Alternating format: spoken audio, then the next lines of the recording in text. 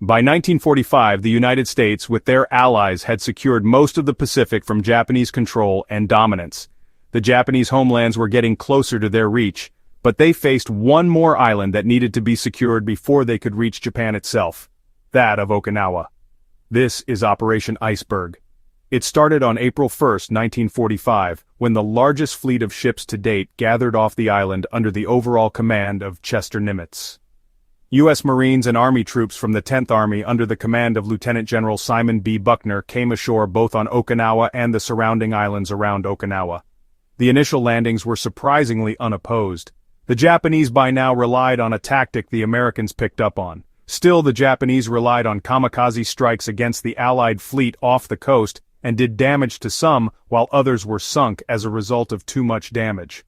As American forces moved inland after landing, they encountered light resistance from Japanese troops of the 32nd Army at first.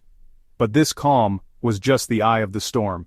The Marines worked through the northern part of the island, and together with the rest of the 10th Army they managed to cut across to the southern and central parts of Okinawa and moved deeper into the island. Resistance was minimal.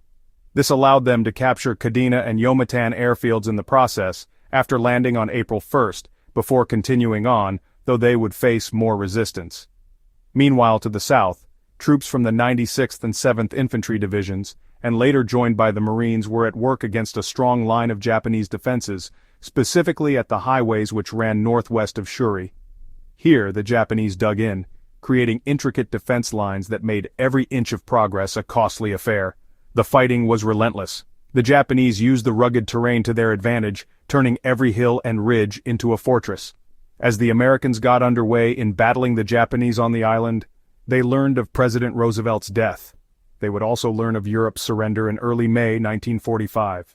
All the while, the weather didn't help either. Torrential rains turned the battlefield into a quagmire, bogging down vehicles and making movement a nightmare for troops.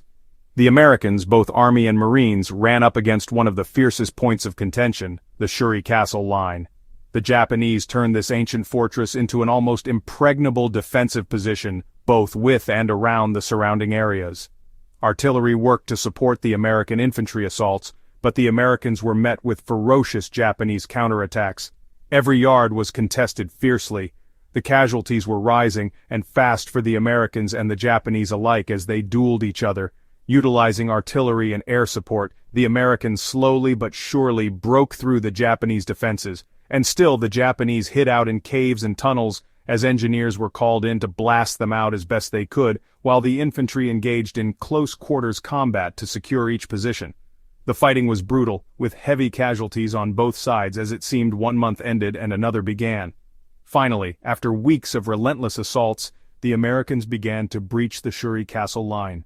The Japanese defenders fought with incredible tenacity, but the overwhelming firepower and persistence by the now tired yet remaining American forces eventually took its toll. By late May, U.S. troops secured the Shuri Castle, marking a turning point in the battle. The fall of Shuri Castle toward the end of May 1945 signaled a collapse of organized Japanese resistance on Okinawa. The fighting continued for several more weeks. On June 21, 1945, the island was officially declared secure. The battle for Okinawa was over, but at a tremendous cost. Over 12,500 American and 100,000 Japanese soldiers lost their lives, along with tens of thousands of civilians. The battle for Okinawa was a grim and sobering chapter in World War II. It revealed the sheer intensity and brutality of the Japanese in fighting in the Pacific theater, and it set the stage for the final devastating conclusion of the war.